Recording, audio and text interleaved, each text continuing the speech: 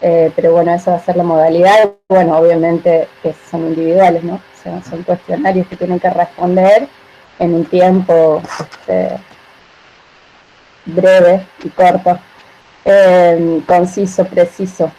A través del aula virtual ya nos pondremos con toda esa logística que, bueno, también implica un trabajo. ¿Algo más? ¿O arrancamos? Estamos viendo horarios, son las 6:07, pero bueno, ya que estamos en tiempo, bueno, sigamos. Bueno, entonces, hoy vamos a comenzar con la unidad número 4. La unidad número 4 contiene 3 textos, un texto de Honneth, en el que, bueno, él en realidad, bueno, ya voy a decir algunas cosas sobre ese texto, pero es como una visión propia de Honneth alrededor de distintos momentos de la Escuela de Frankfurt, sobre todo el primer y segundo programa de la Escuela de Frankfurt. Luego tienen unas partes, unos fragmentos, digamos, de un texto de Marcuse, El hombre unidimensional, y también tenemos Ideología y aparatos ideológicos del Estado de Althusser. Eso lo vamos a ver la semana que viene, necesariamente, y bueno, vamos a ver cuánto avanzamos hoy. No sé si vamos a poder dar todo lo de Honneth y lo de Marcuse hoy, pero bueno, vamos a tratar de avanzar lo máximo que se pueda. Voy a comenzar por el texto de Honneth, que es el que refiere a la tradición crítica de la Escuela de Frankfurt, a la teoría crítica de la Escuela de Frankfurt. Y bueno, quería como volver sobre la cuestión de la temporalidad, esa que mencionamos en la unidad número 1 y que después siempre aparece, y que aquí, bueno, como que se desdibuja un poco, pero bueno, todo tiene un sentido, una razón. Cuando hablamos en la unidad número 1, decíamos que este periodo de la teoría social contemporánea quedaba más o menos, ¿no? Por eso era el más o menos aproximadamente, entre fines de la Segunda Guerra Mundial y la década del 70. Pero bueno, aquí cuando ustedes quizás ya lo leyeron, pero si todavía no lo leyeron, cuando lo lean se van a dar cuenta que la Escuela de Frankfurt, el primer programa se desarrolla antes de ese momento, se desarrolla, o sea, la escuela, el instituto, perdón, para la investigación social, ¿no? Que luego da, como en el escenario, digamos, o el espacio intelectual en el cual se gesta esto que se conoce como la Escuela de Frankfurt, se funda en la década del 20 en Frankfurt, en Alemania, y los desarrollos que nosotros vamos a ver arrancan por la década del 30, ¿no?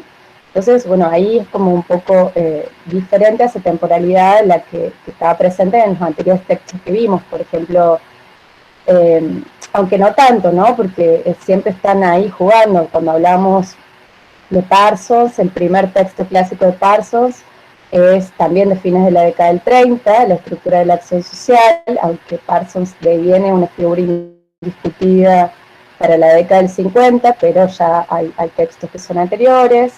El texto de Goffman es de la década del 50 y los otros textos que vimos la semana pasada, el de Berger y Luhmann es de la década del 60, el de Schutz, bueno, hicimos todas esas aclaraciones del caso, se publicó el de Schutz y Luhmann, se publicó a principios de los 70, y bueno, aquí vamos a tener estas cuestiones alrededor de la temporalidad, que no tiene sentido si pensamos que la teoría sociológica clásica, digamos, lo que ustedes tienen como teoría sociológica 1, en realidad el autor ahí más cercano a nosotros vendría a ser Weber, o sea, primero estuvo Marx, luego en términos cronológicos me refiero, ¿no? Marx, Durkheim y Weber. Weber fallece en el año 1920. Entonces justamente esos años ahí que nos quedan del periodo de entreguerras son bueno, estos años que vamos a ver en los que va a estar involucradas algunas de las discusiones que vamos a plantear, digamos, hoy. Les decía entonces que el texto de Honneth es Honneth también, o sea, es un autor contemporáneo, pertenecería ya a una generación mucho más nueva de frankfurtianos, y ese texto, la verdad que no tengo a mano el programa, no sé si ahí, bueno, ahí tiene que estar indicado el año del texto, no sé si alguno lo tiene a mano ahí para fijarnos. Es un texto que ya tiene unos años, pero bueno, él ahí planteó una discusión alrededor de los primeros programas que se desarrollaron en el Instituto para la Investigación Social de ahí de Frankfurt, ¿no? Entonces, en realidad es una crítica, es una visión de él alrededor de esos programas, pero bueno, lo usamos porque ofrece, más allá de que nos podemos quedar con lo que señala Honneth o no, nos ofrece un panorama de las discusiones que estuvieron presentes por esos años en ese instituto, ¿no? Entonces, bueno, ese es el sentido de trabajar con ese texto. Siempre es difícil de encontrar, 1990, genial, gracias.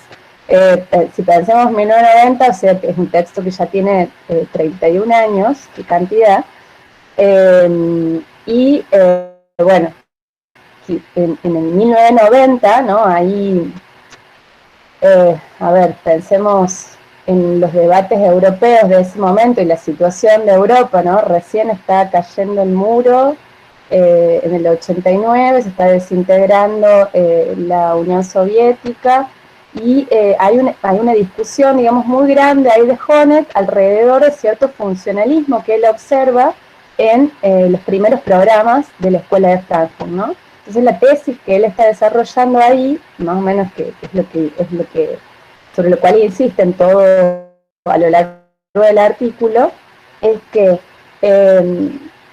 había ideas muy interesantes, hay un programa ahí, una idea de fusionar, digamos, la filosofía con la ciencia, que, bueno, se intentó desarrollar, ¿no?, ese programa, pero en opinión de él, en opinión de Honneth, quedó como inconcluso ese programa y todos los objetivos que se trazó, todos los objetivos que se propuso, porque hubo una suerte de funcionalismo que nunca dejó de operar en las tesis y en las ideas centrales, en los conceptos centrales de los principales autores de la Escuela de Frankfurt, que son, bueno, ya vamos a ir desarrollando esto, ¿no?, que son Horkheimer, Adorno y Marcuse, en opinión de Honneth, que formarían parte de lo que Honneth llama un círculo interior de la escuela, pero que hubo desarrollos muy interesantes dentro del círculo exterior, y dentro de ese círculo exterior ubica a la figura de Benjamin, a la figura de Neumann, de Kirchheimer y de Fromm, de Erich Fromm.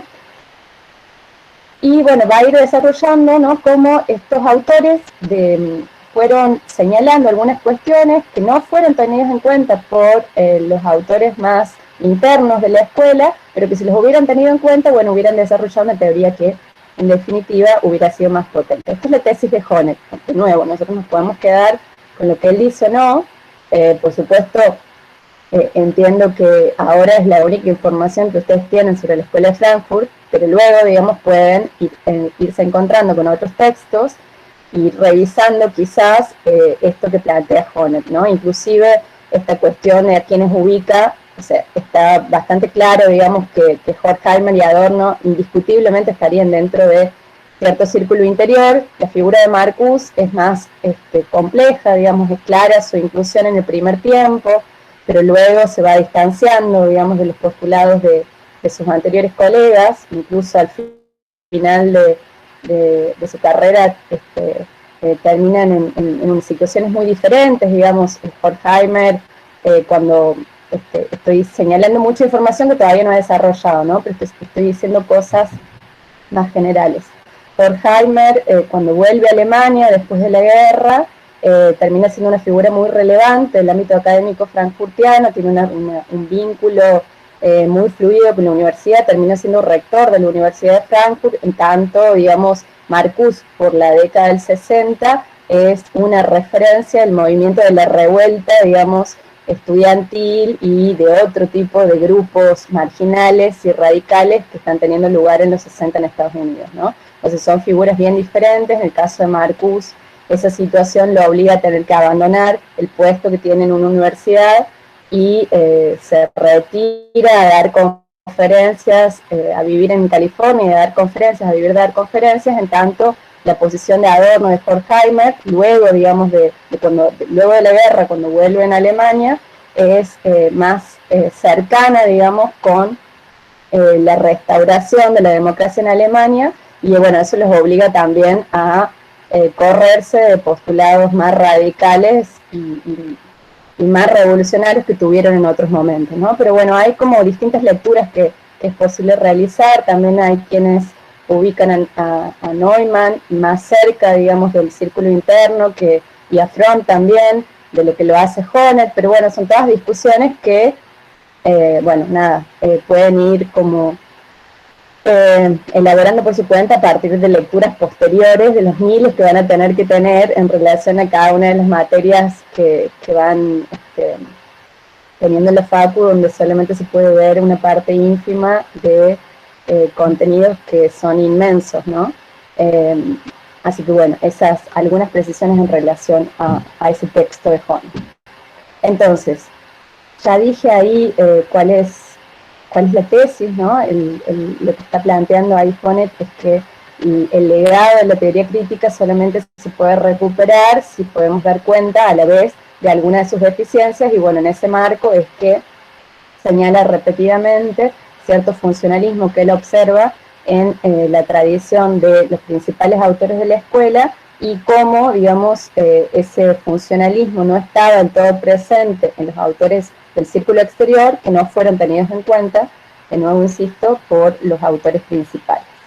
Pero bueno, más allá de esta discusión, vamos a a los aspectos generales, digamos, que Honneth va como encontrando en al menos el programa desarrollado en la década del 30 y la década del 40 de la escuela, ¿no?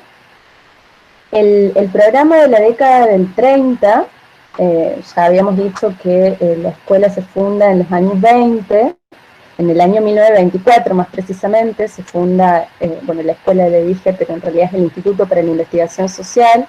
Ahí Honneth señala que el Frankfurt de la década del 20 era generaba, ¿no?, un clima intelectual propicio para este tipo de iniciativas académicas.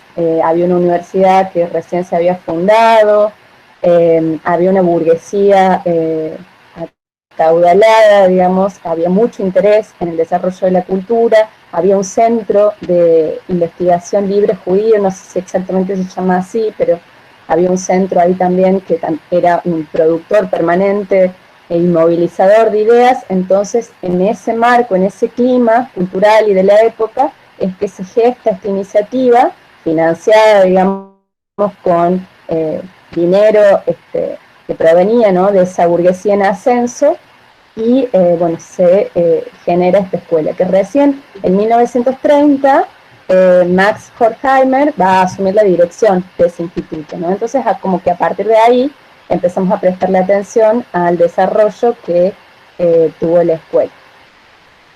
En ese momento, en 1930, Horkheimer asume la dirección con la idea de desarrollar un programa de teoría interdisciplinar de la sociedad, ¿no? Y ahí vamos a ir viendo, ¿no?, qué implica esto de desarrollar una teoría interdisciplinar de la sociedad.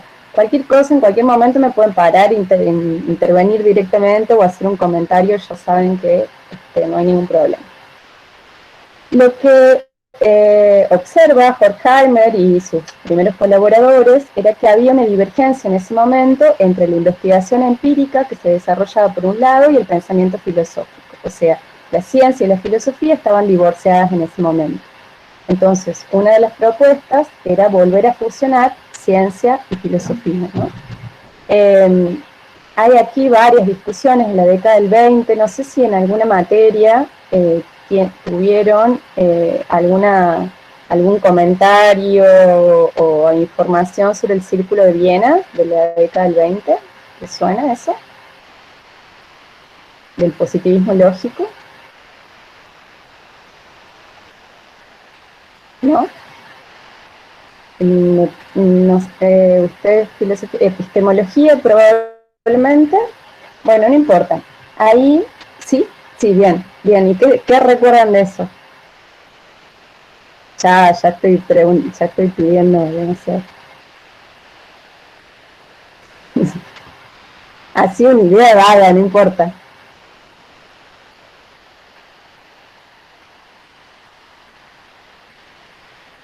¿Alguien que se anime?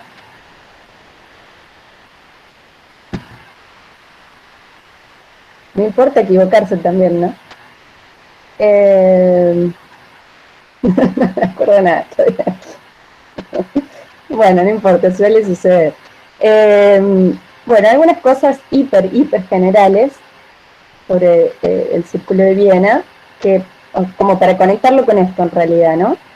En el caso ahí de la búsqueda de los positivistas lógicos del Círculo de Viena hay varias figuras ahí, en ese Círculo de Viena que también se desarrolló en la década del 20, tenían como una pretensión, a ver, ya me perdí en las cosas que fueron comentando.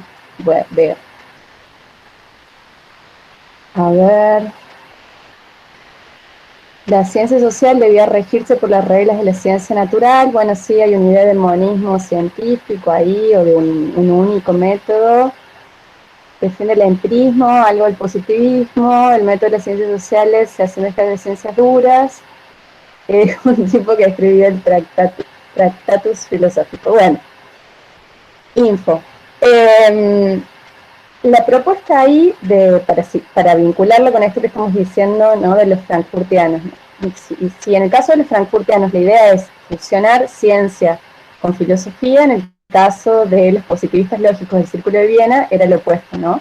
Era quitar la metafísica y la filosofía de la ciencia y generar una ciencia pura, una ciencia positivista, ¿no?, que estuviera alejada de las valoraciones. Y ahí hay un escenario que es el escenario del ascenso de los fascismos en Europa, en la Europa de los años 20, que de alguna manera informa el desarrollo de ambas perspectivas, ¿no? Y así lo señalan al menos quienes han estudiado estas corrientes, que en el caso tanto de los científicos del Círculo de Viena como en el caso de los frankfurtianos, la idea era luchar contra el fascismo, ¿no? No es que los positivistas lógicos no tuvieran, digamos, en mente el peligro del ascenso de los fascismos, solo que consideraban justamente que generar una ciencia pura, ¿no?, alejada, desvinculada de lo metafísico, de lo filosófico, justamente impedía que se colaran esos elementos que podían estar presentes en esos fascismos que estaban naciendo, como la idea del mito, una idea de nación, determinadas cuestiones que provenían, digamos, de un ámbito valorativo. Bien, sí, el primer Wittgenstein es parte, digamos, de ese Círculo de Viena, ¿no? Y hay otras referencias que no importan porque no estamos hablando de eso, solamente lo estamos vinculando con esto que vamos a decir de Frankfurt. Y en el caso de los frankfurtianos también estaba la idea, el peligro, ¿no?, del ascenso de los fascismos, pero desde la perspectiva de los frankfurtianos solamente se podía luchar verdaderamente contra estos gobiernos que empezaban a mostrar caras más totalitarias, volviendo a fusionar la ciencia con un determinado sistema de valores, ¿no? Entonces están persiguiendo cosas similares o tienen en mente objetivos similares, pero a través de medios que son muy distintos. Por supuesto, los frankfurtianos van a criticar el purismo científico y metodológico de los positivistas lógicos, y los positivistas lógicos los van a criticar a los frankfurtianos por meter, digamos, elementos valorativos dentro de la ciencia. Pero bueno, esa es una gran discusión, obviamente, que yo estoy diciendo en términos hiper generales, que estaba presente por ese momento, ¿no? Bien, Luis, ¿quieres decir algo alrededor de eso o no? Bien. Bueno, Popper ahí es otro vinculado, digamos, con este Círculo de Viena. Entonces, volvemos a esta idea, ¿no? O sea, lo que observa Horkheimer en ese momento es esta divergencia, este divorcio entre la investigación empírica, entre la investigación científica y el pensamiento filosófico. Lo que se veía en esa época era que el positivismo, por un lado, se concentraba en el conocimiento empírico de la realidad, que estaba o que se reducía, mejor dicho, a la mera búsqueda de hechos, ¿no? Sin que se ingresaran en ese debate ningún elemento valorativo, ¿no? Entonces, por un lado, un positivismo que se reducía a la mera búsqueda de hechos sin hacer ingresar cualquier argumento vinculado con la trascendencia.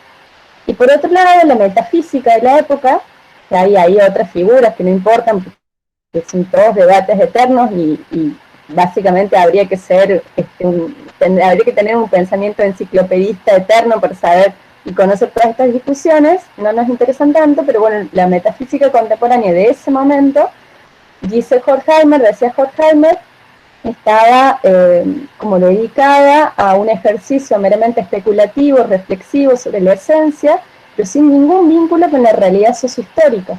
Entonces, por un lado, caminaba la metafísica sin vincularse con la cuestión empírica, y por otro, la cuestión empírica sin vincularse para nada con argumentos de tipo trascendente. Entonces, había que volver a unir esos dos órdenes, y con ese objetivo, digamos, inician su primer programa, ¿no?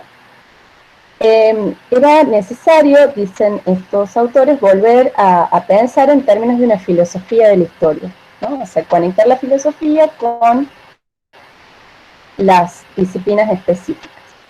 Entonces, en el aspecto epistemológico se van a dedicar a generar una crítica sistemática del positivismo, y en un aspecto metodológico van a intentar desarrollar un concepto de investigación que sea interdisciplinar.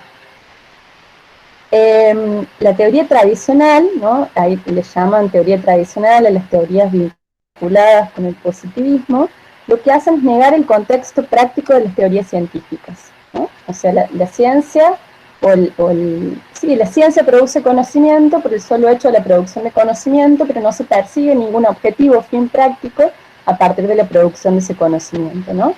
Si volvemos sobre las enseñanzas de Marx, es imposible pensar la teoría desvinculada de una determinada praxis política, ¿no? O sea, se produce teoría con un objetivo, y ese objetivo necesariamente tiene que ser un objetivo de transformación social, ¿no? Entonces, estos teóricos de la Escuela de Frankfurt pretenden como retomar esa línea trazada por Marx, ¿no? O sea, es un intento de refundar el marxismo, y un marxismo que va a ser un marxismo más filosófico, más vinculado con la filosofía, y que en ese momento va a pretender alejarse también del marxismo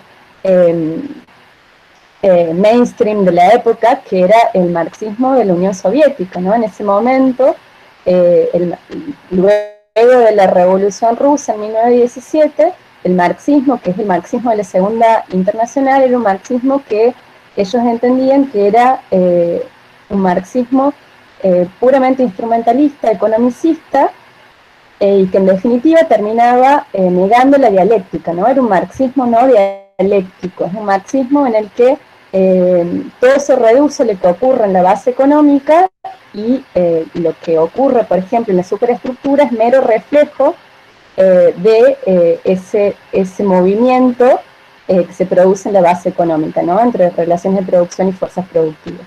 Entonces intentan como correrse de ese marxismo también oficial, que era el marxismo de la Segunda Internacional, e iniciar, digamos, o volver a tomar un marxismo que recupere la dialéctica, que recupere su condición filosófica y su condición humanista, ¿no? Entonces, en esa mezcla de situaciones van a desarrollar el programa, ¿no?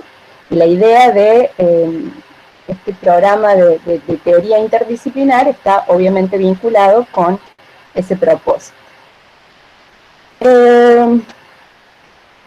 Estábamos hablando de esto, ¿no? De cómo es imposible dentro de la tradición marxista pensar la producción de conocimiento desvinculada de una determinada praxis política, ¿no? Entonces, ahí una de las cosas que critican el positivismo los frankfurtianos es esta cuestión, ¿no? De que piensan el desarrollo del conocimiento alejado, ¿no? La producción de teorías alejada de un contexto histórico en el cual esa teoría emerge, pero a la vez también alejada de un contexto de aplicación práctica. O sea, ¿para qué se produce ese conocimiento? ¿Cuál es el objetivo que está detrás de la producción de ese conocimiento, ¿no? Si no vamos a producir, o si el conocimiento no va a tener por objetivo el mejoramiento de la condición humana, bueno, ¿para qué estamos desarrollándolo, no? Entonces van a estar estas discusiones ahí. La teoría crítica, a diferencia de la teoría tradicional, va a ser consciente justamente de este contexto social del que surge y también del contexto de aplicación práctica, ¿no? Entonces están recuperando todas estas cuestiones.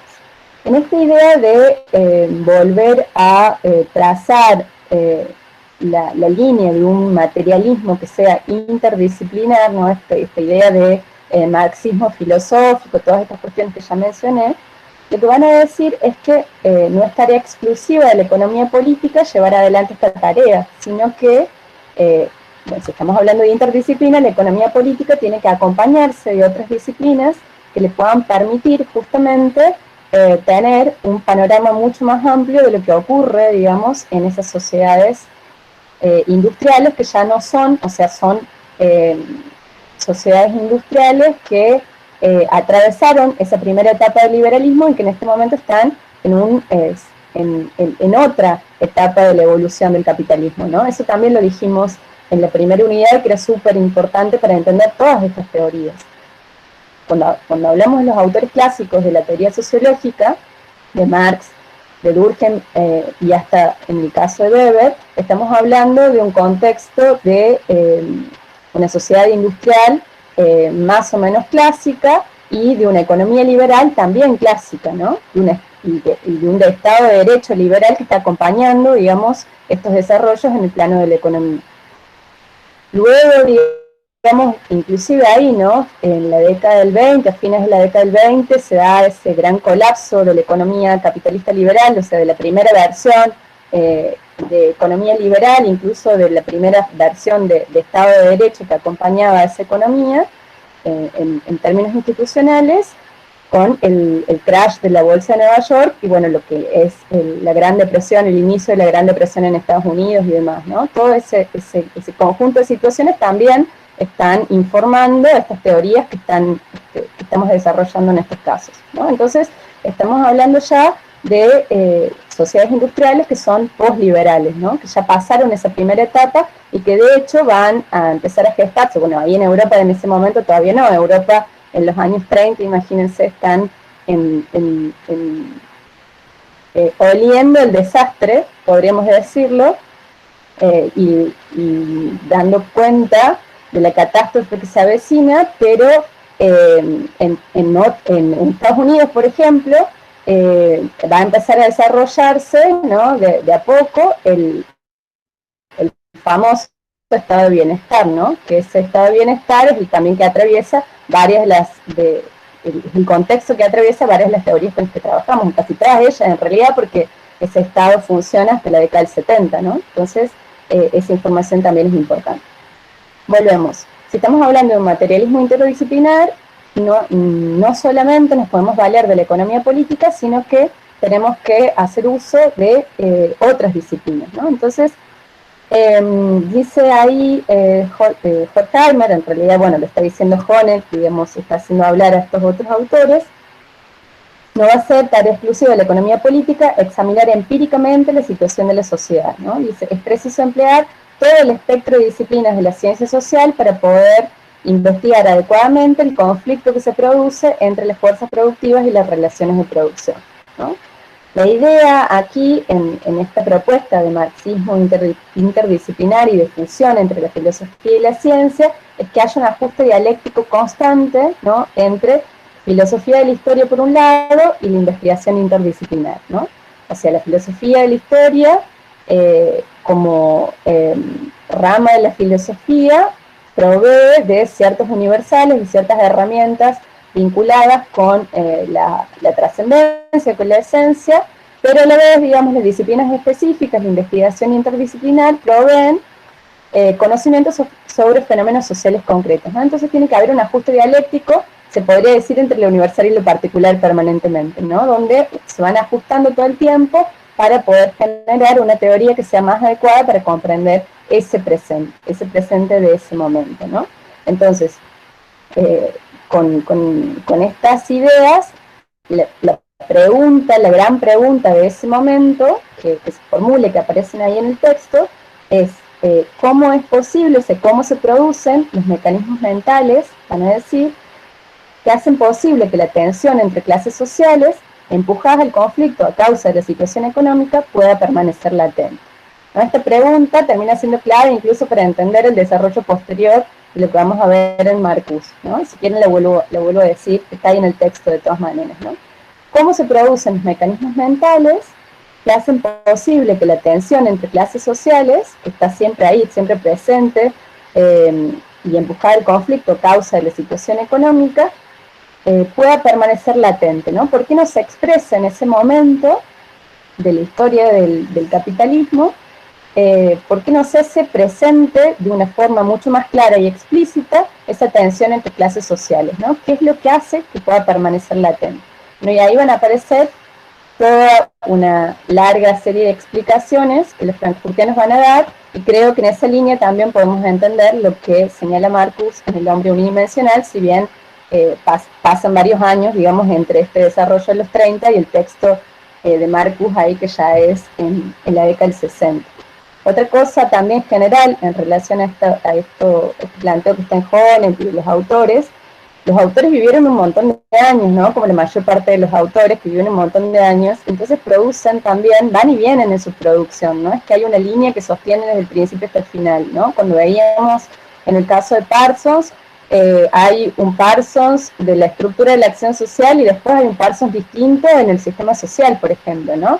Bueno, con estos autores pasan también esas situaciones, no es lo mismo el Horkheimer, el Adorno, el Marcuse de la década del 30, que el Marcuse de la década del 60, o que el Horkheimer y Adorno de los años 50, ¿no? O sea, son, en cada momento van a señalar distintas cuestiones porque también están atravesados por diferentes circunstancias.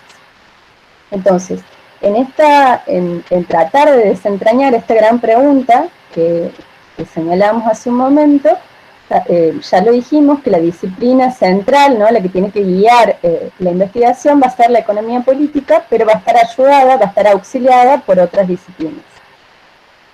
¿Por qué necesita estar auxiliada por otras disciplinas? Bueno, ahí en el texto Honneth está señalando que las potencialidades racionales que estaban acumuladas en esas fuerzas productivas capitalistas no quedaban ya reflejadas en la acción del proletariado, o sea, lo que decíamos antes, ¿no? Esta tensión entre las clases sociales, ese conflicto, esa gran contradicción que está presente en un sistema de producción capitalista, en un modo de producción capitalista, no emerge, ¿no? Entonces, ¿qué es lo que está pasando ahí? ¿Por qué no emerge? ¿Por qué no se hace explícita, ¿no? ¿Por qué no se desata ese conflicto en definitiva? Entonces, si eso no es así, si eso no ocurre de ese modo, eso no necesariamente significa que la contradicción no esté presente, sino que es necesario prestarle atención a otros elementos, ¿no? Entonces, estas potencialidades racionales de lo que dice, digamos, la teoría científica del marxismo, ¿no? Que es la contradicción. O sea, si volvemos sobre esto, que es bastante básico, yo lo tomo como dado, ¿no? Que todos entienden de lo que estoy hablando, quiero creer que sí, entiendo que sí, pero bueno, por las dudas, hay una contradicción principal en el capitalismo, que es la contradicción entre capital y trabajo, ¿no? Esa contradicción es lo que mueve la historia, básicamente en términos de Marx, y esa contradicción, o sea, cuando la propuesta, digamos, de análisis científico de la sociedad que da Marx, es que esa contradicción, más tarde o más temprano, va a ocasionar, digamos, la superación del capitalismo por otro orden, ¿no? Pero bueno, ahí hay una contradicción que no se va a poder contener, esa contradicción va a explotar. Bueno, en la tesis clásica, que obviamente no pasó eso, pero bueno, no importa que no pasó, la idea de la contradicción sigue funcionando para entender incluso hoy, ¿no? El funcionamiento del capitalismo, con todas las cosas que pasaron en el medio. La idea de esa contradicción es que iba a haber una brecha tal, digamos, entre las dos principales fuerzas de ese modo de producción, ¿no? La fuerza entre el capital y el trabajo, que está expresado en las dos principales clases sociales del capitalismo, que en algún momento iba a tender hacia una superación, ¿no? Iba a colapsar esa contradicción y iba a tender a esa superación. Bueno, eso es parte de la lectura científica que Marx propone, ¿no? Y esa proyección que hace sobre esa sociedad futura. Pero eso no está pasando en ese momento, ¿no? Entonces, ¿qué cosas pasaron ahí durante esas décadas del siglo XX por la cual esa contradicción no explotó, no estalló como debía estallar y se contuvo, ¿no? El conflicto ese permaneció como latente? Bueno, y ahí entonces dicen que hay que prestar atención a fuerzas de integración social que tienen un carácter más irracional, que no tienen que ver con la racionalidad del sistema o con esta lectura científica que el marxismo nos provee alrededor de qué es lo que pasa ahí en la estructura económica, ¿no? En esta contradicción entre relaciones de producción y fuerzas productivas. Hay algo más ahí que no estamos viendo, bueno, y eso tiene que ver con fuerzas que tienen un carácter irracional, dicen. Entonces, va a ser la psicología, una de estas disciplinas auxiliares. Esa psicología es una psicología inspirada en Freud. Freud está desarrollando, digamos, su teoría por esos años. Creo que Freud fallece cuando comienza la Segunda Guerra Mundial, en el 39, o sea que hay textos importantes de Freud en esa época. Y la otra pata, digamos, de este análisis interdisciplinar va a estar dada por el análisis de la cultura, ¿no? Entonces, se trata, en este caso, ¿no?, del análisis de la cultura, de investigar las condiciones culturales en que tiene lugar la socialización individual en este marco de capitalismo avanzado, ¿no? Entonces va a haber 3 tareas que van a desarrollar cada una de estas disciplinas.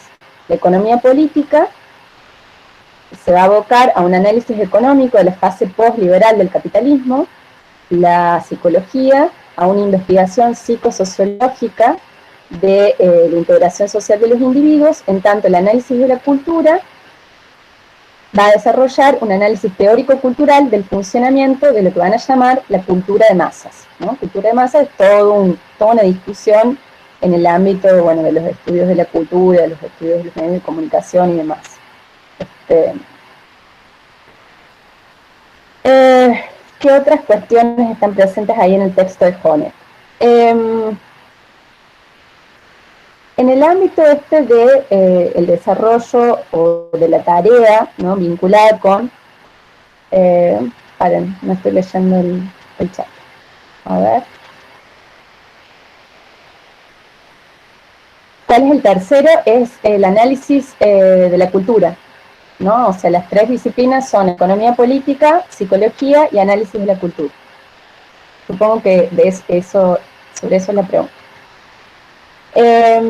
Bueno, estamos hablando entonces de estas 3 disciplinas, de las distintas tareas que ya mencioné, y en el caso, bueno, de la economía política, Horkheimer le va a encargar a un amigo que también formó parte del círculo interno en un momento, a Pollock, ¿no?, justamente esta tarea, ¿no?, la tarea de la economía política. Y ahí ellos desarrollan un concepto que se llama, o que nominan como capitalismo de Estado, ¿no?, para entender qué era lo que estaba pasando en ese momento. En el contexto de la Alemania de la época, ¿no?, en los años 30, ya está emergiendo, o sea, el germen del nacionalsocialismo, del nazismo ya está ahí, ¿no? Entonces ya está emergiendo una suerte de economía planificada, ¿no? Entonces esta idea de capitalismo de Estado va a estar vinculada con la emergencia de esa economía planificada que ellos observan en Alemania, pero también tienen el ejemplo de economía planificada de la Unión de Repúblicas Socialistas Soviéticas, ¿no? Hay ejemplos ahí de capitalismos de Estado, van a llamar estos autores, ¿no? Muy críticos ya de la revolución bolchevique, ¿no?, de la burocratización que tuvo la revolución rusa, al muy poco tiempo de gestarse, ¿no?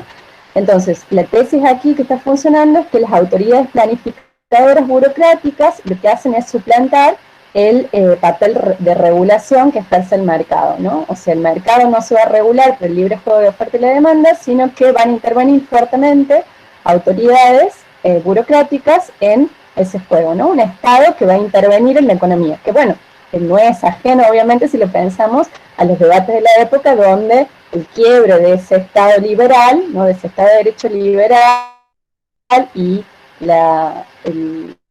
el modelo siguiente, que es un Estado que interviene fuertemente en la economía, bueno, ellos lo que estaban observando, bajo este concepto de capitalismo de Estado, es justamente eso, ¿no? Un Estado que suplanta las reglas o el libre juego de las reglas de la oferta y la demanda, el orden regulador o autorregulador de mercado, por una función de planificación económica que se ejerce desde el propio Estado, ¿no? Esa va a ser del lado súper general, desde el lado de la economía política. Desde el lado de la psicología le van a encargar a Eric Fromm, el desarrollo de algunas ideas, y lo que observa el primer Fromm, el Fromm de los años 30, después va a cambiar de opinión, bueno, todos ellos van a terminar exiliándose en Estados Unidos, y bueno, Fromm ahí se va a vincular con otras tradiciones teóricas, y bueno, se va a alejar de estos planteamientos, ¿no?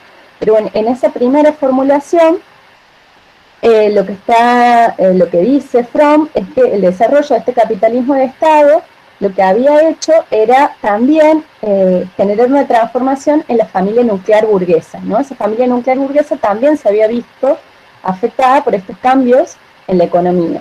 Y hay ahí un debate, que lo digo muy, muy sencillamente, cómo funciona la autoridad dentro de la familia, ¿no? Lo que está diciendo es que el varón patriarcal, el varón de la familia, pierde autoridad. Esa cuestión de que pierde autoridad el varón hace que, bueno, dentro del esquema de Freud, yo no soy para nada especialista en estas cuestiones, siempre es una deuda pendiente ponerme a estudiar en serio algunas de estas cosas, pero nunca hay tiempo para meterse en el psicoanálisis y entender más profundamente. Es necesario, a la vez, ¿no? Muchas de las teorías con las que uno trabaja hacen referencia a cuestiones que tienen que ver con el psicoanálisis, y bueno, nadie sabe psicoanálisis, pero bueno, en fin, tratamos de hacer lo mejor posible. Entonces, lo que señala es que se genera una crisis de autoridad dentro del esquema de la familia, es el padre el que contribuye a la formación del yo de la niña, y en ese sentido, ¿no? Esa crisis de autoridad que se genera en el marco de la familia burguesa va a generar, ¿no? Hay una teoría de una personalidad autoritaria. ¿Qué significa esta teoría de la personalidad autoritaria? Que se tiende, ¿no? A un tipo de personalidad que va a ser dependiente de la autoridad y fácilmente manipulable. Obviamente, contexto de emergencia del nacionalsocialismo en Alemania, ¿no? Y lo que significa ese fenómeno que ellos están viendo surgir, y bueno, tratar de leerlo a partir de estos conceptos.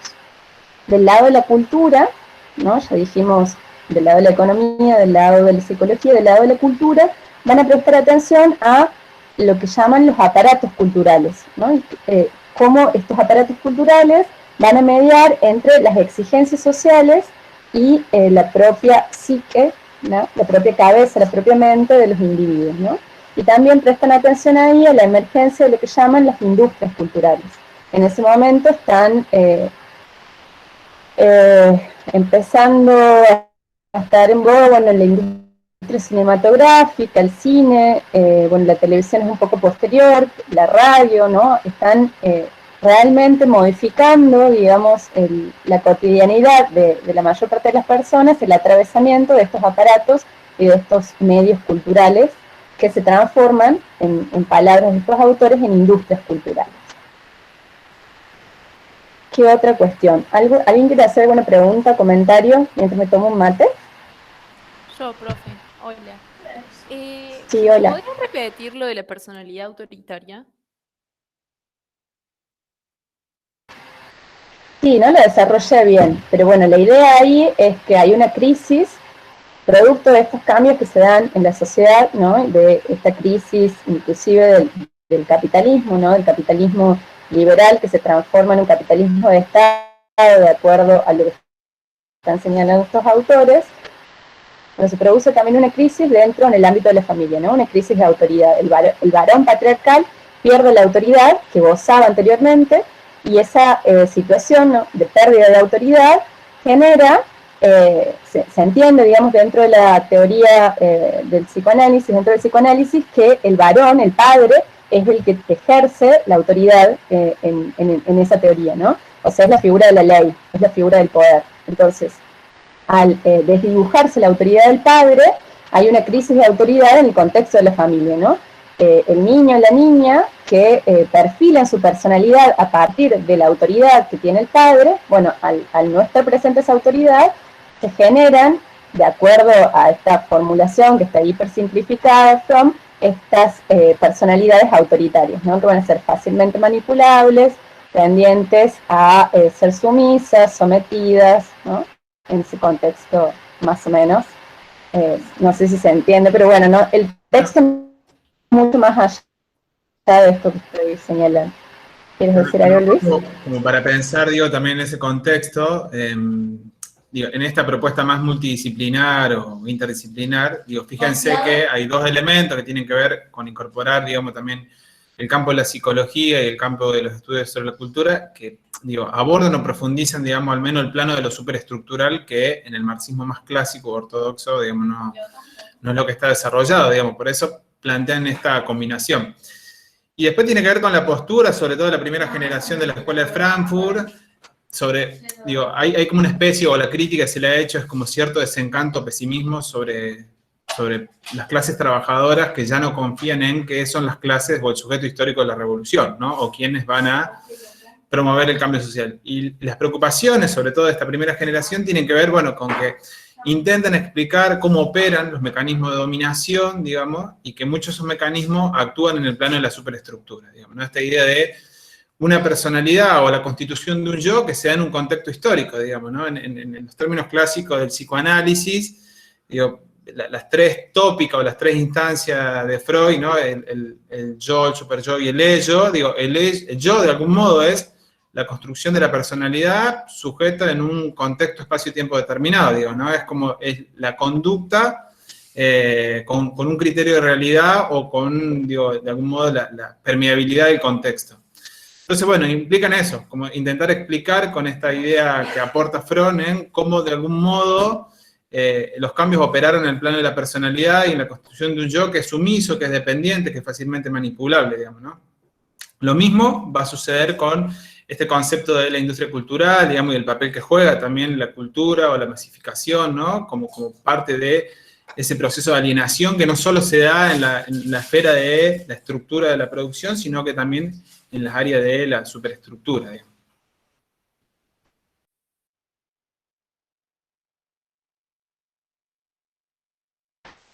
Sí, buenísimo. Ahí justo preguntan por el chat si el texto se propone explicar el nazismo, por qué la gente se vuelve nazi. Después pusiste, Pedro, lo de la personalidad autoritaria. Sí, no es que el texto se proponga eso, o sea, no es que el texto de Honneth se propone eso, pero sí, digamos, los teóricos de la Escuela de Frankfurt están preocupados necesariamente por la emergencia de ese fenómeno, el fenómeno del nazismo, y bueno, indudablemente el desarrollo de ese concepto de Fromm, de la personalidad autoritaria, tiene que ver con el ascenso de estos fascismos, ¿no? Con por qué, digamos, la gente termina siendo fácilmente manipulable y tiende a obedecer a un líder, ¿no? A la figura de un líder que va más allá de la figura que encuentra en el ámbito de la familia, ¿no? Pero bueno, sí, está vinculado de algún modo. Después de todo hay que pensar, digo, el nazismo alemán, digo, fue súper propagandístico, digamos, ¿no? Y explica en parte incluso la adhesión de muchos sectores, digo, por esa doctrina. No es la explicación de Honneth, digo, como un texto más histórico, pero sí, digamos, uno puede tomar ahí como el caso empírico más claro y más cercano, al menos los teóricos de la primera generación de Frankfurt. Sí, totalmente. ¿Alguien quiere hacer algún comentario, agregado? ¿Se va entendiendo más o menos? ¿Hasta aquí? ¿Es aburrido? ¿Están cansados? ¿Van bien? Cada vez hay menos gente en nuestras clases, no sé si eso está hablando ya mal de nosotros. Alejandro, ¿quieres decir algo? No, que se entiende perfectamente. Bien. Profe, y estamos todos, hay muchos que están leyendo, que tenemos un parcial de historia y venimos como atrasados por los otros parciales, entonces creo que es fuga masiva por eso, que están leyendo historia. Me consta que hay muchos que están con eso. Está bien, bueno. Sí, nos sentimos menos mal entonces. Sí, venimos de teoría política, entonces es como que ya A esta altura no funciona nuestra cabeza. Sí, es todo un tema esa conjunción teórica de los jueves que están teniendo, pero bueno, qué sé yo, que ya intentamos generar un cambio de los horarios, pero no se pudo, evidentemente no se podía, los otros profes tampoco podían correrlo, así que quedaron así. Habrá que revisar para los años que siguen, que eso no se repita. Bueno, igual siempre tenemos la esperanza de que vamos a volver, que vamos a volver a vernos, ojalá que el año que viene. Pero bueno, nada, en esta circunstancia que estamos atravesando todo resulta como lejano y difícil. Bueno, ¿qué otras cuestiones? Les decía ahí que el texto de Honet permanentemente insiste alrededor de cierto reduccionismo funcionalista que le encuentra en el desarrollo de los autores del círculo interior, ¿no? Los autores del círculo interior son estos tres que ya mencionamos, ¿no? Horkheimer, Adorno y Marcuse. Entonces, lo que él observa, digamos, es que en ese primer programa, el programa de los años 30, lo que se termina mostrando es una imagen que es de una sociedad que está totalmente integrada, ¿no? En la que es muy difícil pensar en un punto de fuga, podríamos decirlo de esa manera, ¿no? La vida social se agota, dice Honet, en un circuito cerrado de ejercicio centralizado de la dominación, del control cultural y de la conformidad individual, ¿no? Parece que hay poco espacio para un ejercicio de la acción individual que vaya por fuera de lo que mandan esas grandes estructuras, ¿no? La estructura de los aparatos culturales, la psicología ahí funcionando de acuerdo a estas tesis de la personalidad autoritaria, la economía política y las leyes que están dominando ahí esa discusión. Entonces, ¿qué espacio queda para pensar la acción social? Es una de las preguntas que se hace Honet, ¿no? Hay un excesivo funcionalismo que está presente aquí en esta primera versión. Sí, Alejandra. Puede ser, no sé si yo entendí bien, que uno del planteo que se hace es tratar de entender por qué la gente acepta esta personalidad, acepta también el capitalismo, así como viene dado, y cómo atender a eso, digamos. ¿Puede ser algo así que has entendido yo o lo interpreto mal? Sí, no sé si el desarrollo está tan claro en este texto de Honet, sí lo que ese planteo va a aparecer con mucha más claridad en El hombre unidimensional de Marcuse, que es el otro texto que tenemos para ver, que ya es posterior, ¿no? Donde una de las preguntas va a ser esa, ¿no? ¿Qué es lo que hace que ese conflicto de nuevo permanezca latente y no estalle, esa contradicción, ¿no? Esa enorme contradicción. Quizás lo podemos retomar, dejar ahí pendiente, pero retomarlo cuando avancemos sobre Marcuse, que bueno, no sé cuánto podremos hacer hoy, pero bueno, algo vamos a poder decir. Entonces, les decía que en esta década, la década del 30, y en el programa que se desarrolla en esa década, lo que Honet observa es este excesivo funcionalismo, ¿no? Un reduccionismo funcionalista. Entonces, en algún momento cuando hablamos de Parsons y de las críticas que... no era de las críticas, ahora que recuerdo, era de dónde le venía el funcionalismo a Parsons. Esa era la cuestión. Y decíamos que el funcionalismo a Parsons le podía venir del contacto que había tenido con el funcionalismo de la antropología, de la mano de Malinowski, que le podía venir de su vínculo con el biologicismo, ¿no? Y con la idea de entender el funcionamiento de la sociedad como análogamente al de un organismo humano, y también le podía venir de marxista, ¿no? Y bueno, y aquí lo que está observando Honet de algún modo es eso, ¿no? Obviamente que el marxismo no es necesariamente funcionalista, pero hay cierta manera de entender el marxismo que termina siendo funcionalista, ¿no?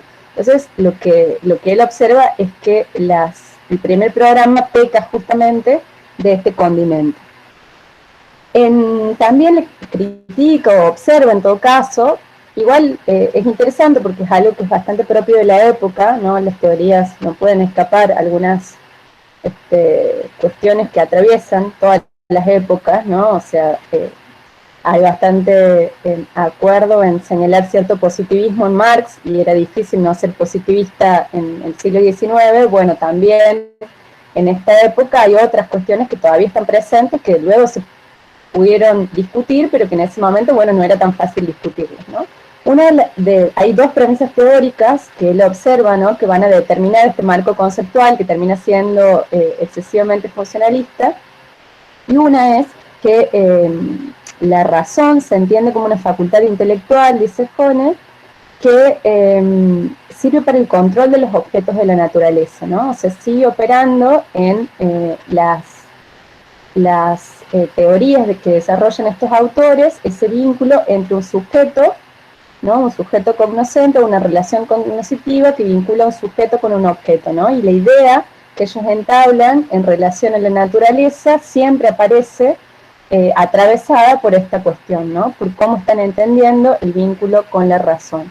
Y la otra cuestión que está vinculada con esta primera es que van a considerar que el desarrollo histórico siempre tiene lugar como un proceso de desenvolvimiento, señala, de esas mismas potencialidades de la racionalidad, ¿no? O sea, el desarrollo histórico termina siendo un proceso que se origina en el control instrumental que el hombre tiene con los objetos de la naturaleza, ¿no? Aun cuando, digamos, ellos, los teóricos de Frankfurt, tienen una visión pesimista, digamos, sobre el vínculo que los hombres establecen con la naturaleza, ¿no?, sobre esta instrumentalidad que los hombres desarrollan en relación a la naturaleza, no deja de estar presente, ¿no?, sea en forma positiva o sea en forma negativa, esta cuestión de considerar que es esa la manera en que se establece el proceso de la racionalidad.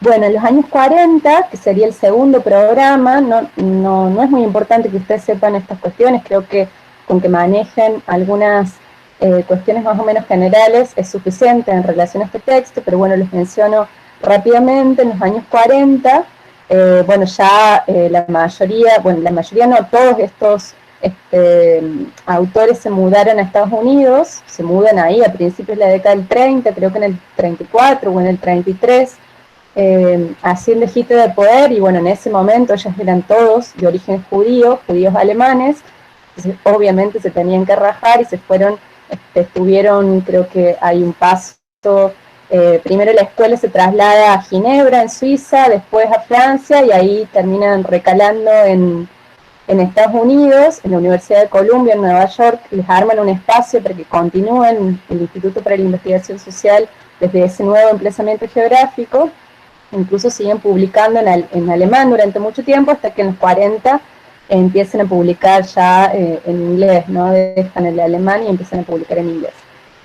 Pero bueno, estos autores, sobre todo Adorno y Horkheimer, ya en el caso de Marcuse, esto se va como distanciando, ¿no? No es tan claro ahí, si bien sigue vinculado, ya se va desvinculando progresivamente. Hay otras cosas que entran en juego que tienen que ver con elementos más del orden de la cotidianidad de la vida, cuando el instituto tiene que abandonar Frankfurt, y bueno, se van primero a Suiza, luego a Francia, y después terminan en Estados Unidos. Bueno, por supuesto que tenían el problema del financiamiento, ¿no? O sea, se tenían que bancar esas personas viviendo en otros países, ¿no? Tenían un financiamiento, pero en el momento del exilio, bueno, se iba complicando ahí el vínculo con el instituto y también con el financiamiento que otorgaba el instituto, ¿no? En el caso ahí de Marcuse, una de las cosas que se ven, y en el caso de Neumann también, es que, bueno, el que tenía, digamos, el dueño de la billetera era Horkheimer, y el autor más vinculado con Horkheimer era Adorno, ¿no? De hecho, ellos publicaban conjuntamente, eran los compañeros de escritura más claros, y en el caso de Marcuse, por ejemplo, y de las otras figuras, bueno, su vínculo no era tan claro y terminan teniendo graves problemas de financiamiento, y durante los 40 Marcuse tiene que buscar trabajo en otras tareas y se va desvinculando paulatinamente del instituto, ¿no? Entonces, bueno, ahí en los años 40, Adorno y Horkheimer ahí publican un texto que es muy importante, digamos, de esa tradición, que es la dialéctica de la ilustración, ¿no? Ahí lo que aparece, sobre todo, es una filosofía de la historia con un corte marcadamente pesimista, obviamente tiene que ver con el escenario y con sus experiencias personales, ¿no? Del exilio, del ascenso del nazismo, de la guerra, y hay una fuerte crítica a la razón, ¿no? La crítica a la razón instrumental, esta razón de la que recién hablábamos, ¿no? De cómo se establece ese vínculo del hombre con la naturaleza en términos instrumentales, y hay un gran escepticismo con respecto a la posibilidad del progreso, ¿no? A la noción del progreso. ¿Qué más?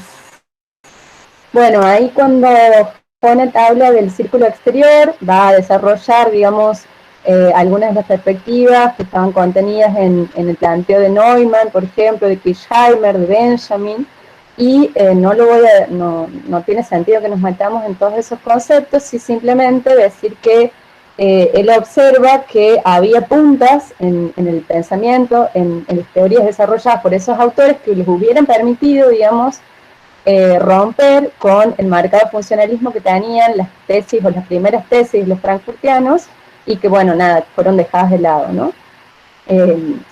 Sobre todo, si insistimos en esto, lo que va a marcar sobre todo Honeth una y otra vez es cómo descreen de esta posibilidad de la acción social, ¿no? O sea, cómo en definitiva la acción queda atrapada en el funcionamiento de las estructuras, sean estructuras económicas, sean estructuras culturales, lo que sea, ¿no? Pero queda completamente atrapada, hay un esquema de dominación casi total y una integración total en la que es muy difícil pensar en una acción humana que sea capaz de sustraerse de esos mecanismos de dominación para desarrollar una acción política por otros caminos, ¿no? Solamente puedo mencionar ahí en el caso de Benjamin, que es uno de los autores de este círculo exterior. Benjamin fallece, bueno, se suicida, digamos, siendo muy joven, en 1940 creo que se suicida Benjamin, estaba escapando de la ocupación nazi en Francia, y bueno, termina suicidándose porque no iba a lograr, digamos, escapar exitosamente, y bueno, eso lo motiva a acabar con su vida. Entonces es un autor que fallece, digamos, siendo muy joven.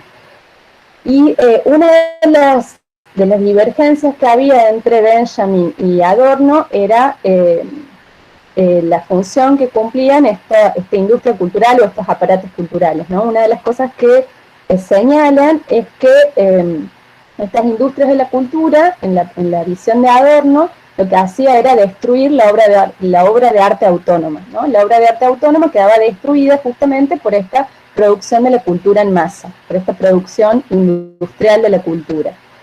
Ahora, desde la perspectiva de Benjamin, lo que él observaba era que la recepción, digamos, que las masas podían hacer de eso, no era puramente pasiva, sino que podía haber otro tipo de recepción en esas masas populares de las obras de arte que antes inclusive les estaban negadas, ¿no? Que solamente quedaban circunscritas dentro de espacios de élite, de espacios sociales de élite, ¿no? Entonces ahí Benjamin observa la posibilidad de nuevas formas de percepción colectiva a partir justamente de la experimentación inmediata, ¿no?, que el arte puede tener por parte del público.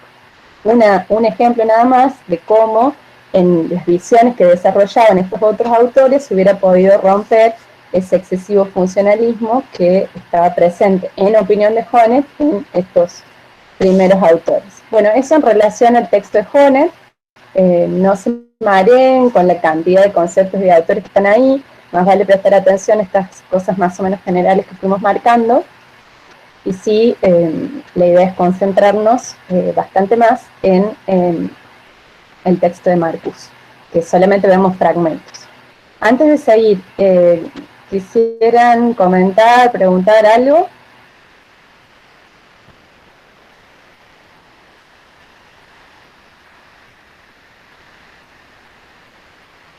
No, solamente gente que abandona la reunión. Bueno, en fin. me siento un poco triste por estas circunstancias. Bueno, vamos entonces al texto de Marcus. El texto de Marcus, bueno, uno de los textos de Marcus es El hombre unidimensional, con el cual nosotros trabajamos. Se publicó originalmente en el 64. Como hicimos en todos los casos, voy a mencionar algunos datos así rápidos de la biografía de Marcus. Nació en 1898 en Berlín, en el seno de una familia judía. O sea, ya dijimos, todos estos autores eran judíos alemanes. En 1922 va a ser alumno de Heidegger y va a terminar sus estudios universitarios en la Universidad de Friburgo. Bueno, en el 23 ya dijimos que se crea el Instituto para la Investigación Social en Frankfurt. En el 33 Hitler sube al poder. Bueno, Marcus, ya dijimos, como los otros, primero se exilia en Suiza, luego en Francia y después termina en Estados Unidos. En el 34, ahí nomás, ya da clases en Columbia, en la Universidad de Columbia. Ahí al poco tiempo adquiere la nacionalidad norteamericana y en el 41 va a publicar uno de sus textos, que es Razón y Revolución. En el 42, este dato es interesante, en este momento que yo les decía que estaban atravesando dificultades financieras, ¿no? Ahí en el instituto, ya en el exilio, bueno, todos los antiguos miembros dependían, ¿no? de esos recursos financieros que eran escasos, obviamente, y que los manejaba Horkheimer. Entonces, bueno, producto de esta desvinculación paulatina que van teniendo con el instituto, es que van necesitando encontrar otras fuentes de financiamiento, otros trabajos, ¿no? Como cualquiera que necesita trabajar, bueno, estos autores también necesitaron trabajar, y ahí en el 42, Marcus va a trabajar para los servicios de inteligencia de Estados Unidos, ¿no? Alto dato. Pareciera que el Marcus que ya escribe aquí en El hombre unidimensional del 64 no puede haber trabajado nunca jamás de los jamases por el Servicio de Inteligencia norteamericano, pero sí lo hizo y trabajó, digamos, para el gobierno de Estados Unidos. Pero bueno, hay que pensar que ahí, en ese momento en el que Marcus trabaja, parecía que el nazismo iba a copar la faz de la tierra, ¿no? Realmente, en el contexto de la guerra, Alemania iba ocupando distintos territorios en Europa, inclusive ya había avanzado sobre la Unión Soviética, y estaban bastante preocupados bastante por esta situación. Y bueno, en ese contexto, Marcus colabora, digamos, con los servicios de inteligencia norteamericanos como para entrarle a ver cómo decirlo, a este conjunto de condiciones que hacen posible el nazismo, ¿no? O sea, se mete desde ahí y, bueno, inicia una serie de investigaciones que le dan material a los servicios de inteligencia norteamericanos para enfrentarse con el nacionalsocialismo, ¿no? Entonces, durante esos años, trabaja para el gobierno de Estados Unidos. En el 53 va a publicar Eros y Civilización, que es uno de sus textos más conocidos. Y en el 64, decíamos, aparece El hombre unidimensional. En el 65, bueno, esta gente se vendió a corpo, dice. Sí, en un contexto muy particular, de nuevo, ¿no? Hay que ser un judío alemán en el año 42 para entender por qué, exiliado, viendo lo que les pasaba a los judíos en el contexto de la ocupación nazi, como para, bueno, nada, entender que en ese momento todos estos autores consideraban que el peor enemigo era el fascismo, y bueno, había que unir fuerzas contra ese gran enemigo, ¿no? Entonces, bueno, ahí se entiende que además necesitaba trabajar, o sea, ya dijimos eso también, ¿no? Estaba corto de dinero. Ambas cuestiones. Entonces, en el 65 va a dar clases en una de las universidades de California, en San Diego, y ahí va a tener como alumna a Angela Davis, que era una activista de las Panteras Negras. ¿Se acuerdan que hablamos varias veces de las Panteras Negras? Bueno, Marcus fue profe, digamos, de una de las líderes de esa agrupación, organización. Y al poco tiempo, Entonces, Marcuse se convierte en un ideólogo del movimiento estudiantil, no solamente en Estados Unidos, sino también en Europa, ¿no? Y bueno, va a fallecer en el año 79, creo que el mismo año que Parsons. Hay varios que el año 79 me resuena por varias cosas. Fallece de vuelta en Alemania. Algunas cosas también generales sobre Marcuse, que creo que no les dije recién, cuando hablamos de la Escuela de Frankfurt, aunque algunas creo que sí les mencioné, es esta vinculación que tienen estos autores, que son marxistas, pero que se vinculan al marxismo desde la filosofía, ¿no? Entonces, esa vinculación entre marxismo y filosofía es una corriente que se inaugura con dos textos que se publican en el año 1923 en Europa. Uno es el de Karl Korsch, que se llamó Marxismo y Filosofía, y otro que es mucho más nombrado, que lo mencionamos ya varias veces, que seguramente también se mencionó en otras materias que tienen, que es Historia y Conciencia de Clase de Lukács, ¿no? Entonces, en esos dos textos hay un interés mucho más filosófico por la obra de Marx.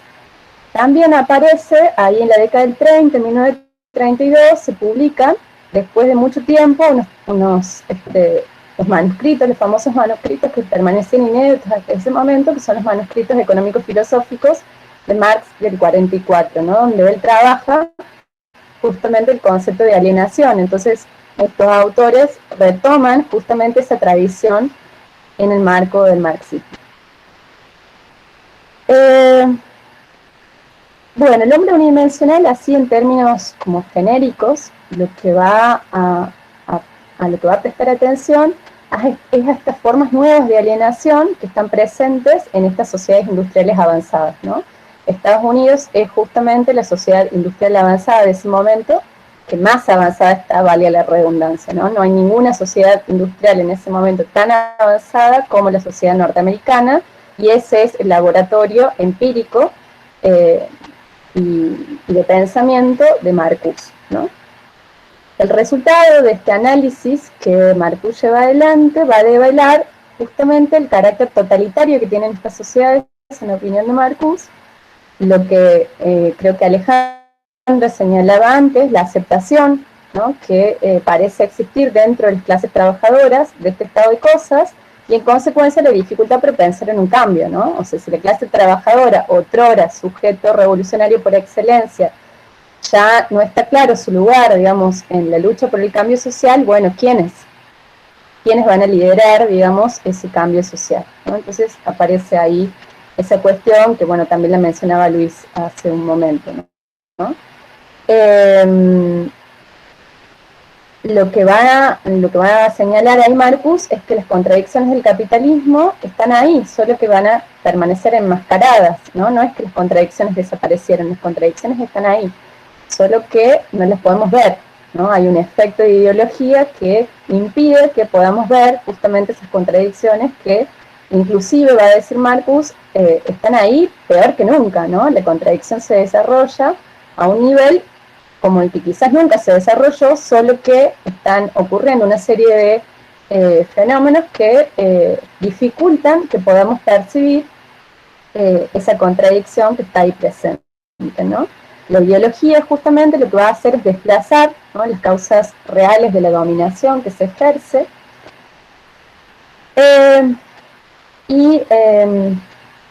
bueno, en definitiva, ¿no?, el texto lo que termina siendo es como... Sí. Pregunta, ¿usted dijo que la biología desplaza las causas? No, la ideología. Ah, perdón, es que mi internet nada más... La ideología. ¿Qué tiene que ver la biología? Entonces digo, que me perdí, no entendí nada. Ideología. No, la biología no tiene nada que ver, la ideología. Bueno, por eso no entendí nada. Ahora sí tiene sentido. Es solo mi internet, perdón. No, todo bien. No, me parece la ideología, ¿no? Yo entendí lo mismo que Laura. ¿Habré dicho biología? No, dije ideología. ¿Alguien escuchó biología más? Pues ya me preocupo. No sé, pasemos el Televín. Profe, no, pasa que se escucha por ahí cortado su voz. Es el internet suyo, me parece. Porque cuando hablan otras compañeras... Ah, puede ser. puede ser, a veces flaquea. Igual eso ya es Bueno, no, una oreja atenta de un estudiante de sociología y ciencia política, ¿no? De no aceptar como dado que la biología y ponerlo en duda.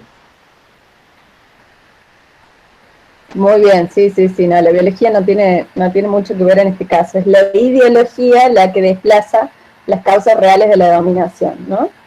Entonces, en definitiva, lo que aparece aquí en este texto es cierto recelo, cierta desconfianza ante esa enorme capacidad de integración que desarrollan estas sociedades industriales avanzadas que terminan comiéndose todo aquello que se le opone, ¿no? O sea, esa enorme capacidad de reconducir, ¿no?, a la lógica del sistema todo aquello que se le opone, que, bueno, podría ser un análisis del capitalismo desde sus inicios hasta hoy, ¿no? Cómo tienen esa enorme capacidad de ajustarse y reajustarse permanentemente a las nuevas dinámicas que van emergiendo y ir comiéndolas, ¿no? Traduciéndolas a su interior y reconfigurándolas dentro de su propia lógica, ¿no?, sistémica. Pero bueno, a pesar de todo, dice Marcuse, o sea, a pesar de que... Digo, ahí, Sabri, Sí. hay un texto cortito, una nota que has escrito hace poco en Defensa del Sueño, que me parece interesante ahí como para compartirles en relación, al menos a los temas que estamos viendo dentro de esta unidad, así que podemos subirlo después al aula virtual para el que quiera, la que quiera. Sí, de una. Bueno, esas son las pequeñas licencias de escritura que me tomo y escribo así sobre lo que se me viene en gana. Y una de ellas es eso, que lo que menciona Luis, que bueno, después les compartimos para el que tenga ganas de leer.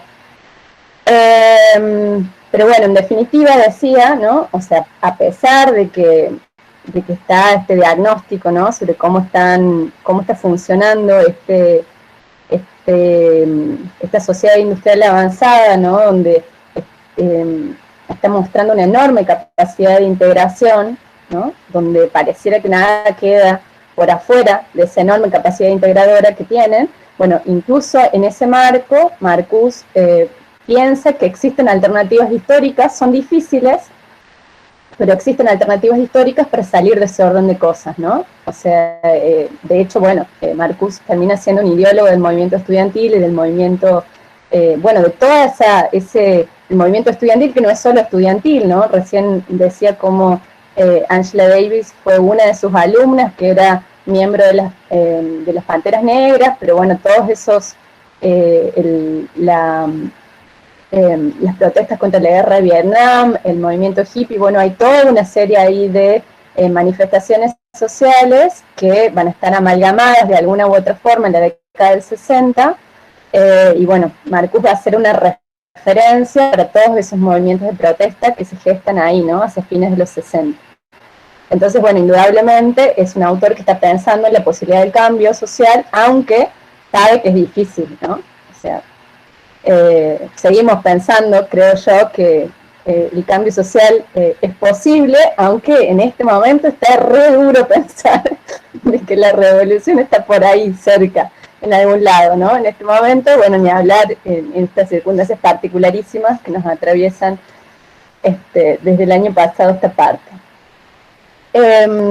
Bueno, ahí para leer, decía algunas cosas, hasta ahora no arranqué, digamos, tienen el prefacio, la introducción y el capítulo 1, son pocas páginas, el mayo francés también, sí, que es en el 68. De hecho, igual, bueno, obviamente... Perdón, digo, no, que la postura de Adorno, si mal no recuerdo, había sido contraria, fue como una postura pesimista, digamos, del Mayo francés, o la revuelta del Mayo francés, digamos. No sé si había sido Adorno o Jorge Jaime, pero uno de los dos se había posicionado ahí como escéptico. ¿Los dos? Sí, los dos. Sí. Hay un texto de Miguel Maceo, debería buscarlo, que se llama algo así como El día que Adorno se puso la gorra, algo así se llama, ¿no? Como para justamente dar cuenta de esta condición. Obviamente, si pensamos, ¿no?, en la temporalidad, Marcuse había nacido en 1898, el hombre unidimensional es del 64, era un tipo que para la época, o sea, no era un pibe, ¿no? Tenía 66 años, era un viejo. Imagínense además que hace 60 años atrás, tener 60 y pico de años, inclusive eran más de los que hoy puede tener una persona de 60 y pico, ¿no? O sea, eran personas grandes ya. Adorno y Horkheimer también, cuando los agarran estos episodios, estas situaciones, estos acontecimientos. Pero bueno, la posición de Marcuse es hacerse amigo de las luchas, y en el caso de Adorno y de Horkheimer van a terminar teniendo posiciones bastante más conservadoras frente a estos hechos. Hay también como una cierta... Bueno, en el caso de Adorno está este texto, que después lo puedo buscar y se los puedo compartir porque nada, puede ser interesante leerlo. Incluso también otra anécdota, ¿no? En esto de que, nada, para hacerlo un poco más... Ah, buenísimo, te encontraste, genial. Ese. Es divertido, es una pequeña artículo, una pequeña nota, y creo que ahí en ese artículo refiere a que las feministas en una clase, digamos, con Adorno, bueno, él no entendía la cuestión de género, o sea, todavía era reticente a comprender, digamos, la enorme importancia que tenía la disputa en torno al sexo genérica, y le hacen un tetazo, o sea, se levantan las remeras y les muestran las tetas en plena clase, como en señal de protesta, ¿no? Entonces, bueno, todos esos datos son como, nada, ahí de color para amenizar un poco ya las 7:30 y sus no sé cuántas horas de teoría que ya vienen teniendo. ¿Qué más les voy a comentar? Ah, bueno, lo de Horkheimer. Horkheimer termina siendo rector de la Universidad de Frankfurt, y bueno, entonces también ahí desde ese lugar se entiende una posición mucho más conservadora alrededor de estos hechos, ¿no? Gente que termina muy vinculada con la reconstrucción de la Alemania democrática, y bueno, que se va adecuando incluso también teóricamente y conceptualmente con esos nuevos condicionamientos históricos que los atraviesan, ¿no? Que bueno, no son los mismos que en el caso de Marcuse. Bueno, les decía que tenemos el prefacio, la introducción y el capítulo 1, son pocas páginas, no son muchas. Vamos a ver, aunque sea, veamos lo del prefacio y dejamos para la clase que viene referir algunas cosas de la intro y del capítulo 1, bueno, para no acabar con sus mentes hoy. Vamos a ver algunas cosas del prefacio, rápido, ¿no? ¿Qué busca Marcuse? Ya lo dijimos un poco, pero vuelvo a insistir sobre esto, ¿no? Busca tratar de prestar atención a ciertas tendencias que se presentan en estas sociedades industriales avanzadas o en este capitalismo avanzado. Va a diagnosticar a estas sociedades como una sociedad cerrada. ¿Qué significa esto, una sociedad cerrada? Va a decir que es una sociedad que disciplina e integra todas las dimensiones de la existencia, ¿no? Disciplina e integra todas las dimensiones de la existencia. Ya dijimos antes que son sociedades que tienden a hacer integración casi total y definitiva, aunque no va a ser completamente definitiva porque existe todavía la posibilidad de pensar en el cambio social de las fuerzas que se les oponen, ¿no? Entonces, esta sociedad cerrada que disciplina e integra prácticamente todas las dimensiones de la existencia tiene dos resultados. Por un lado, lo que hace es asimilar las fuerzas y los intereses de oposición al sistema, y por otro, administra y moviliza metódicamente a los instintos humanos, ¿no? Esa idea de los instintos es clave porque, bueno, es el vínculo que Marcuse establece con la psicología y los aportes que Freud le hace justamente a la teoría social, ¿no? Que Marcuse incorpora dentro de su trabajo, ¿no? Ya había tenido antes un texto en la década del 50 que era Eros y civilización, en el que, bueno, va trabajando. Puedo repetir ambas, sí, te vuelvo a decir. ¿Puedes repetir las dos tendencias? Bien, sí, las dos tendencias son las siguientes. La primera es que lo que va a hacer, digamos, esta sociedad cerrada es asimilar todas las fuerzas que se le oponen, ¿no? Asimila las fuerzas que se le oponen. y por otro lado lo que hace es administrar metódicamente los instintos humanos. Entonces, con esto de los instintos, decía que hay un vínculo entre Marcuse y el psicoanálisis, que ya estaba presente en su otra obra muy importante, que era Eros y Civilización, que se publica en los años 50.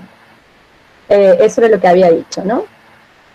Lo que Marcuse observa es que este proceso de integración que se da en estas sociedades industriales avanzadas, o sea, en la sociedad norteamericana, ocurre con un elemento que, llama la reflexión, y es que no hay ningún terror abierto en estas sociedades, ¿no? Este fenómeno de integración total ocurre en el contexto de una democracia, y de una de las democracias, encima, más desarrolladas en ese momento del mundo. Entonces, bueno, esto indudablemente llama a la reflexión. ¿Qué pasa en estas sociedades que las fuerzas que históricamente se tendrían que oponer a el sistema, a la lógica sistémica, no lo hacen? Y esto ocurre, digamos, sin necesidad del ejercicio de ninguna violencia explícita, digamos, ¿no? No hay un terror abierto, sino que esta situación de integración, ¿no?, de sociedad cerrada que domina e integra los distintos planos de la existencia, ocurre en el contexto de una democracia. Ahí es interesante el prefacio porque, a mí me pinta el romanticismo revolucionario, y bueno, señala ahí algunas cosas que son súper bonitas en ese prefacio, ¿no?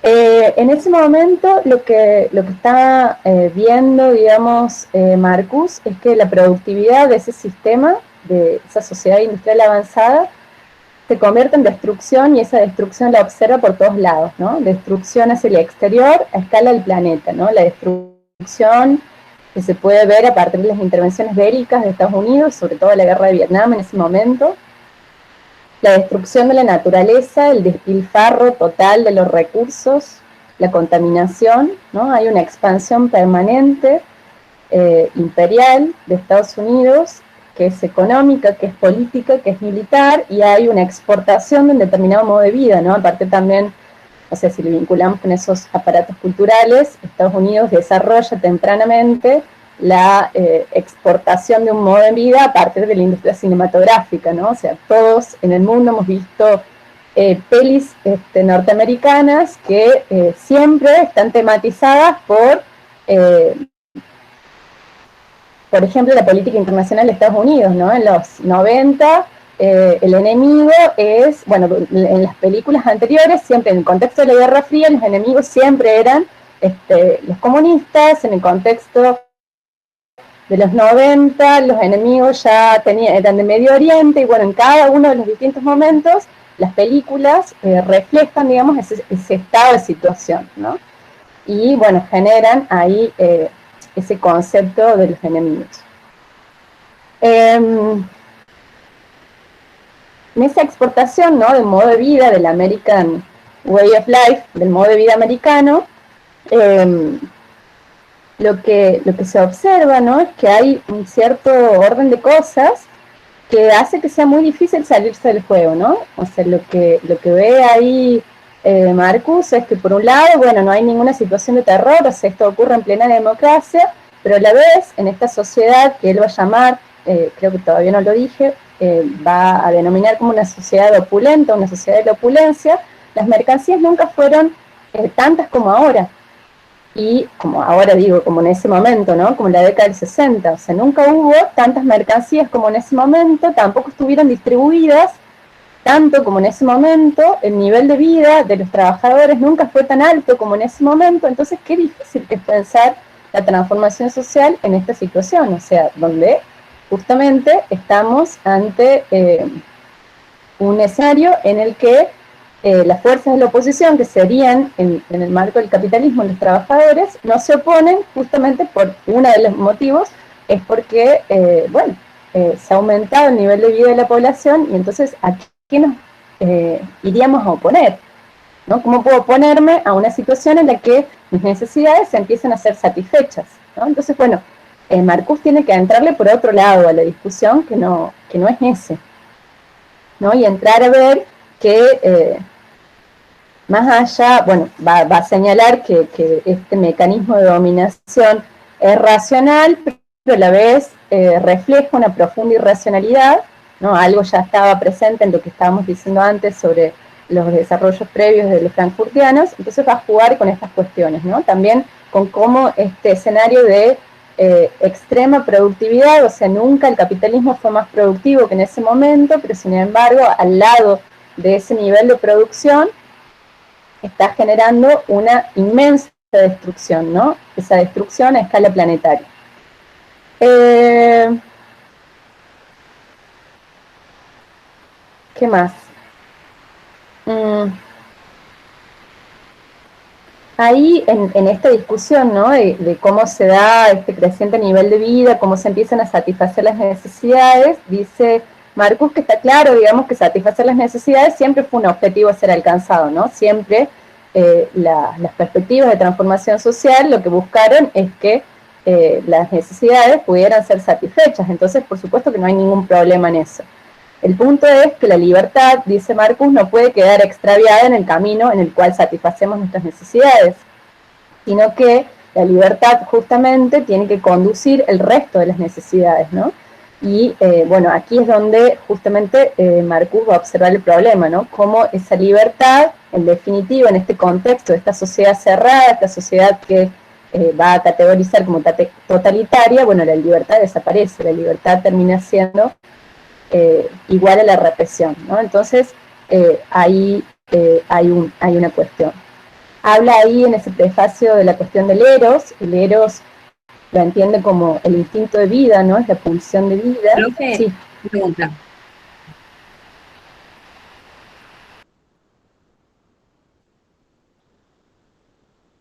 Ya me anda mal. Escucho.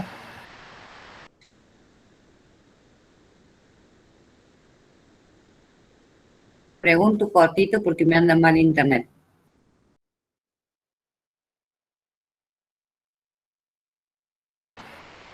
No sé si dijiste algo o dijiste que no porque te anda mal internet. Qué difícil que es comunicarse en estas circunstancias. Sí, ahí está, vamos, seguimos, cualquier cosa me interrumpes más adelante. Igual no voy a hablar mucho más, ya estoy cortando.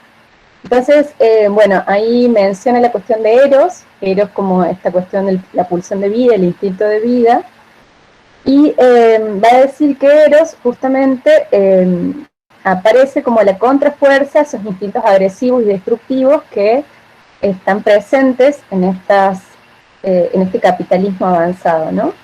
Ahora, lo que observa, y seguramente esto lo desarrolla mucho más en ese otro texto que yo al menos no leí, que es Eros y Civilización, es que la energía erótica, la energía de Eros, ¿no? En tanto instinto de vida, en tanto pulsión de vida, en esa sociedad contemporánea Marcus, se reduce la sensualidad genital y, bueno, queda solamente circunscripta la cuestión del sexo, y con eso se impide la trascendencia que Eros podría tener no solamente hacia otras zonas del cuerpo, sino también hacia el medio ambiente, ¿no? Se pierde justamente esa fuerza productiva que en tanto instinto de vida, que sería Eros, y esas fuerzas quedan reprimidas, y en esa represión, bueno, también emerge, digamos, la destrucción y ese instinto de agresividad, ¿no? La libido, en tanto ese deseo, esa potencia, entonces va a quedar, o sea, al haberse reducido el espacio en el que Eros actúa, se va a reconducir hacia instintos puramente agresivos, en opinión de Marcus, ¿no? Ahí una de las cosas que dice en ese prefacio es que en todas partes, en todos los lugares, lo que se observa es que reina la agresión por la existencia, ¿sí? Y bueno, y ahí también refiere a esta cuestión de la rebelión de la juventud, esa rebelión de la juventud que en el momento en que él escribe ya empieza a avisorarse, ¿no? Esa rebelión de la juventud, dice, tiene que reunir la rebelión instintiva y la rebelión política. Pero esa rebelión, para que pueda poder ser realizada, necesita también poder material, que no lo tiene en ese momento, ¿no? y bueno, podríamos decir ahora con el diario de muchos lunes después que no lo tuvo a ese poder material, y bueno, la transformación social que podría haber sido ahí a fines de los 60 no fue. Pero bueno, en ese momento todavía no se sabía qué iba a ser de estos procesos, ¿no? Ese poder material del que carece la revolución esta que están liderando los jóvenes, tampoco lo tienen, dice Marcus, la clase obrera, ¿no? ¿Quiénes serían en ese contexto, dice Marcus, los herederos históricos de la clase obrera? Y él ahí dice que los herederos históricos en ese momento serían ciertos cuadros que controlan el proceso de producción. Y cuando piensa en estos cuadros, piensa en técnicos, ingenieros y demás que trabajan, ¿no?, en las industrias y que son trabajadores, pero trabajadores en puestos gerenciales que podrían tener un lugar, o se tienen poder material para cambiar el orden de cosas. Ahora dice Marcus, sería casi un milagro que justamente estos sectores, estos cuadros gerenciales que son enormemente beneficiados por el sistema, vayan a correrse el lugar que están ocupando para liderar, digamos, un proceso de transformación social. Entonces se hace la pregunta, ¿no?, que bueno, un poco ya le adelantamos la respuesta. La pregunta es, entonces, en esta situación, ¿el sistema está inmunizado a todo cambio? O sea, no podemos pensar en que haya ninguna posibilidad de transformación, o existe alguna posibilidad de transformación, ¿no? Y ahí va a decir que las contradicciones internas del capitalismo existen, ¿no? Siguen estando ahí, incluso se han hecho más potentes que en otros momentos, pero ninguna contradicción estalla por sí misma, va a decir Marcus, ¿no? Bueno, siempre para que pueda desarrollarse cualquier proceso se necesitan condiciones objetivas, ¿no? Lo que ocurre en este proceso, que tiene que ver con el juego entre contradicciones, pero también se necesitan condiciones subjetivas, ¿no? Ambas cosas son necesarias para la transformación, al menos desde las enseñanzas pretéritas del marxismo, ¿no? Bueno, y ahí, en ese punto, y con esto ya voy cortando, pone el ejemplo de qué es lo que ve él en ese momento con la guerra de Vietnam, ¿no? Y cómo esa fuerza enormemente represiva de Estados Unidos es puesta a prueba cotidianamente en ese contexto en el cual está escribiendo, ¿no? Y ahí dice que la resistencia que están llevando adelante los del Frente de Liberación Nacional, ¿no?, en Vietnam, sería una contradicción interna que estalla. Y leo esto final y ya con esto los dejo. Voy aquí al prefacio, que tiene esta frase, o sea, este contenido que es tan bonito, que les digo que exalta el romanticismo. A ver si lo encuentro. Bien, bueno, en este contexto, ¿no?, de pensar que el Frente de Liberación Nacional en Vietnam en ese momento es la contradicción interna que estalla, dice lo siguiente, y después me callo.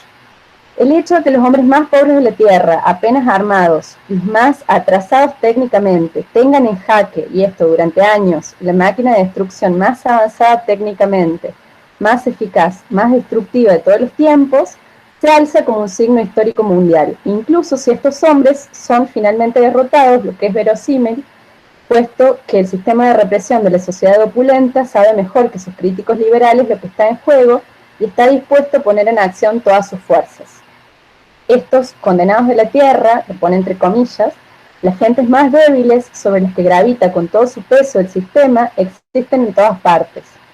Son pueblos enteros, no tienen de hecho otra cosa que perder que su vida al sublevarse contra el sistema dominante. Sin embargo, solos no pueden liberarse. Contra todo romanticismo, el materialismo histórico debe insistir sobre el papel decisivo del poder material, ¿no?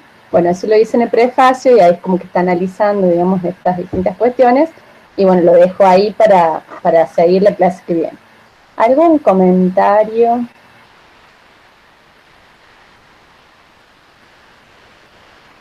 ¿O algo que quieran decir? Gracias, mamá. Fue muy interesante la clase. Bueno. Sí, estuvo muy buena la clase. Muy, muy lindo el tema. Muy, o sea, muy importante como para las ciencias sociales, me parece que siempre lo he escuchado muchos sectores y muchas disciplinas discutir con la escuela de Frankfurt. Así que está bueno aprender de eso, me parece. Y nada, eso quería decir. Bueno, buenísimo.